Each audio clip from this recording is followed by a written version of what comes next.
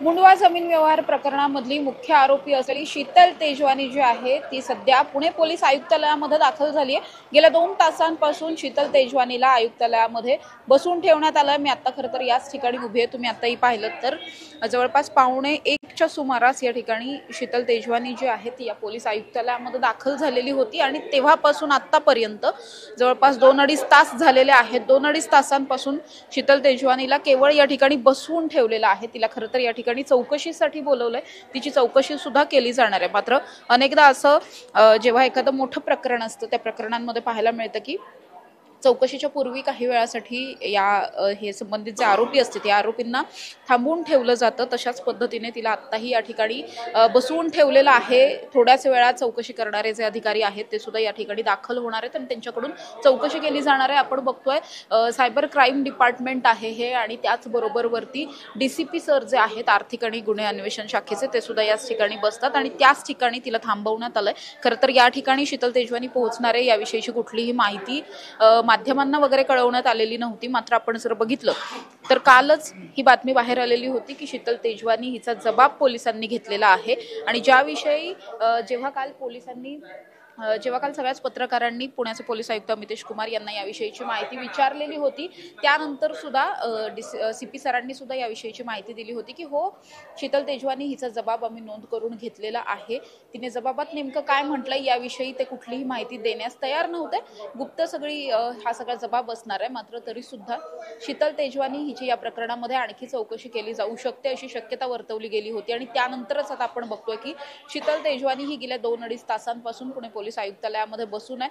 कदाचित पुढचा आणखी काही वेळ 3-4 तास तिची ही जी चौकशी आहे ती चालण्याची शक्यता आहे। सगळ्यात महत्त्वाचं म्हणजे या प्रकरणामध्ये सामाजिक कार्यकर्त्या अंजली दमानिया यांनी कालच असं एक स्टेटमेंट केलं होतं की जी या प्रकरणामधले मुख्य आरोपी आहे शीतल तेजवानी तिची आतापर्यंत चौकशी झालेली नाहीये। पोलीस तिची चौकशी का करत नाहीत असा एक प्रश्न त्यांनी उपस्थित केला होता आणि त्यानंतर आपण बघतोय की शीतल तेजवानी हिला चौकशीसाठी बोलवण्यात आलेलं आहे। मुळात शीतल तेजवानी ही परदेशात असल्याचं अगदी सुरुवातीपासून म्हटलं जात होतं, मात्र ते सगळं आता खोटं ठरतंय। शीतल तेजवानी परदेशात नसून ती भारतातच होती, भारतातच आहे। ज्या वेळेस हे सगळं प्रकरण सुरू झालं तेव्हा देखील ती भारतात होती, त्यामुळेच तिने तिच्या वकिलांच्या मार्फत अर्ज वगैरे केलेले होते। त्याचबरोबर तिने जबाब सुद्धा नोंद केला आणि या जबाबाच्या नंतर आज ती स्वतःहून या ठिकाणी दाखल झालेली आहे। तिची चौकशी सुरू आहे। तिच्या चौकशीतून नेमकं काय काय समोर येतं हे पाहणं महत्त्वाचं असणार आहे। दुसरीकडे आपण बघतोय दिग्विजय पाटलांची अजूनपर्यंत चौकशी झालेली नाहीये किंवा या सगळ्या प्रकरणामध्ये आपण जर बघितलं तर पार्थ पवारांचं नाव सुद्धा कालचा जो काही अहवाल आला होता मोठे समितीचा या संपूर्ण अहवालामध्ये पार्थ पवारांचं केवळ नाव सुद्धा या सगळ्यामध्ये नाहीये।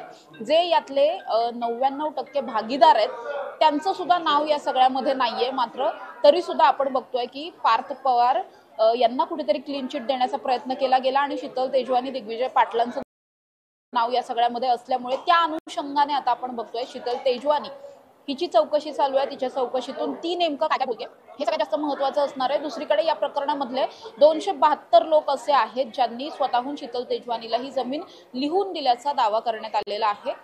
हे जे 272 जण आहेत त्यांना सुद्धा पोलिसांनी समन्स बजावलं होतं आणि त्यांना सुद्धा जबाब नोंद करण्यासाठी बोलवलेलं होतं। त्या सगळ्याच्या नंतर हे लोक पोलीस ठाण्यामध्ये दाखल झाले, मात्र त्यांनी जबाब नोंदवायला नकार दिला होता। 3-4 दिवसांचा वेळ मागितलेला होता। कायदेशीर सल्ला घेऊन मग या सगळ्यामधला जबाब ते नोंदवणार होते। त्याचबरोबर शीतल तेजवानीचा सुद्धा जबाब नोंदवा, चौकशी करा अशी देखील मागणी या लोकांनी केलेली होती आणि त्या अनुषंगानेच आता आपण बघतोय शीतल तेजवानी हिची चौकशी पुढच्या काही वेळात चालू होणार आहे। आता केवळ तिला बसवून ठेवलंय, पुढच्या काही वेळात तिची चौकशी सुद्धा सुरू होईल आणि कदाचित अनेक तास तिची ही सगळी जी चौकशी आहे ती सुरू राहणार आहे आणि या चौकशीच्या नंतर नेमकं पोलिसांकडून अधिकृतरित्या नेमकं काय काय माहिती समोर येते हे पाहणं महत्त्वाचं असणार आहे। कॅमेरा पर्सन निलेश सह समृद्धी जाधव, टॉप न्यूज मराठी, पुणे।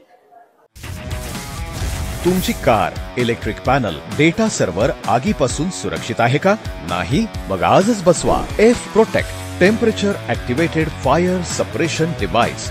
यामध्ये आहे eco friendly non toxic pressurised liquid जे आग लागल्यास क्षणार्धात ऍक्टिव्हेट होऊन आगीवरती मिळवते नियंत्रण। बसवण्यास अतिशय सोपे आणि सुटसुटीत टेकालिपचे एक दर्जेदार उत्पादन F Protect।